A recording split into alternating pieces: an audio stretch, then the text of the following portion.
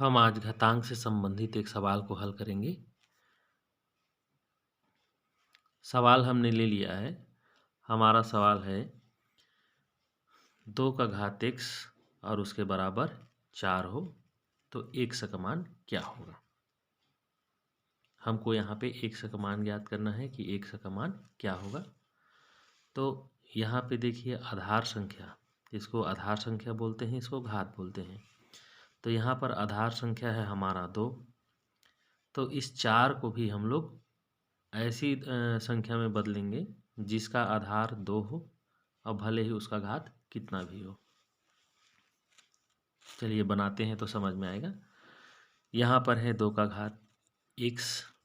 अब ये जो 4 है उसको हम लोग लिख सकते हैं 2 गुणा 2, क्योंकि हमको इसको 2 ही के आधार में बनाना है। क्योंकि यहाँ 2 है तो हमको इसको 2 वाली संख्याओं में ही बांटना है, चाहे जितने बार भी बांटना पड़े। और अगर आप ऐसे नहीं बांट सकते तो आप इसका अभाज्य गुणनखंड भी निकाल सकते हैं। उसके बाद यहाँ पर है 2 का घात x और उसके बराबर यहाँ पर 2 का गुणा 2 बार है, 1 और 2 बार। तो किसी संख्या का जितने बार गुणा होता है हम लोग उतना ही उसका घात लिख देते हैं। जैसे अगर यहाँ 2 का घात इस तरह से होता 4 बार, 1 2 3 4 बार, तो हम लोग 2 का घात 4 लिखते। लेकिन यहाँ 2 ही बार है तो हम लोग 2 का घात 2 लिखेंगे इस तरह से। अब यहाँ पे आधार संख्या भी वही, यहाँ भी आधार संख्या भी वही हो गई। दोनों की आधार संख्या एक जैसी है। अब अगर बीच में बराबर का चिन्ह लगा है तो इसका मतलब दोनों संख्याएं एक जैसी हैं, एक बराबर हैं। अब इसका आधार 2 है, इसका भी आधार 2 है, तो इनके घातांक भी एक बराबर होते हैं। इसलिए x बराबर हो जाएगा कितना, 2। इस तरह से। तो अगर घातांक में इस प्रकार के सवाल आते हैं तो हम लोग उसको ऐसे हल कर सकते हैं। एक और संख्या ले लेते हैं, दूसरी संख्या। मान लीजिए 4 का घात 1 से हो और उसके बराबर दिया हो 64। तो हमको इस 64 को,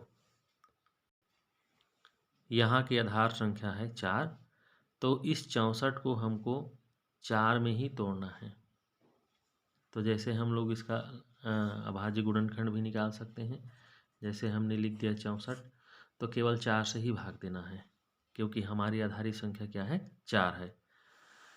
तो 4 से ही भाग देंगे। 4 से भाग दीजिए, 4 एकम 4। अब चूंकि यहाँ 6 है भाई, तो हम 4 का पहाड़ा कितनी बार पढ़ेंगे, एक बार। 4 एकम 4, तो ये हो गया 4। अब यहाँ 6 था, बचा 2, इसको दे दिए हमने, तो ये हो गया 24। तो ये हो गया 4 छक्के 24। उसके बाद फिर 4 से ही भाग देना है, 4 चौके 16। फिर 4 से भाग देना है, 4 एकम 4। इस तरह से 64 बराबर हो गया 4 गुणा 4 और गुणा 4। ऐसे हम लोग यहाँ पे 4 का भाग इसलिए दे रहे हैं क्योंकि यहाँ की आधार संख्या 4 है। अब यहाँ पे 4 का घात 1 से हो गया, अब उसके बराबर 64 है, तो ये हो जाएगा 4 गुणा 4 गुणा 4, क्योंकि हमने उसका भाज्य गुणनखंड निकाल लिया है। अभाज्य गुणनखंड नहीं, केवल गुणनखंड निकाले हैं। यह भाज्य गुणनखंड नहीं है, क्योंकि 4 जो है वो भाज्य है। तो इस तरह से हो गया 4, उसका घात हो गया x। अब यहाँ 4 3 बार है, तो हम लोग लिखेंगे 4 का घात 3।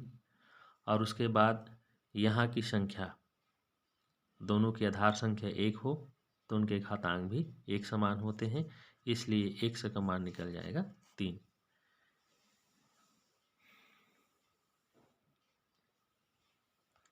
ये हो गया हमारा सवाल। लेकिन क्या हो अगर 4x बराबर 1/64 हो, तब क्या होगा। ऐसे में हम लोग उसको कैसे हल करेंगे।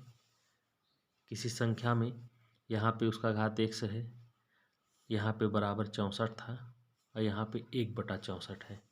अब इन दोनों को हल करने का तरीका वही है, बस थोड़ा सा अलग हो जाता है।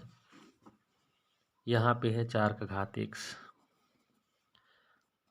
अभी हमने 64 का गुणनखंड निकाला 4 में, 64 का, तो यहाँ आया था 4, उसका घात कितना, 3। यहाँ पे देखिए 64 और उसका मान आया था 4 का घात 3। अब उसके बाद ये हो गया 4 का घात x और उसके बराबर। जब इसको हम ऊपर ले जाएंगे नीचे वाली संख्या को, तो घातांक का नियम है कि जब नीचे वाली संख्या ऊपर जाती है या ऊपर वाली नीचे आती है तो उसका जो घात है उसका चिन्ह बदल जाता है।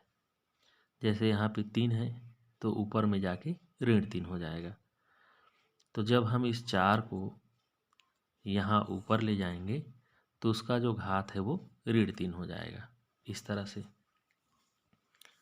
अब फिर दोनों संख्या एक जैसी हैं, दोनों का आधार 4 ही है, तो उनके घातांक भी या घात में जो संख्या होती है वह भी बराबर होती है।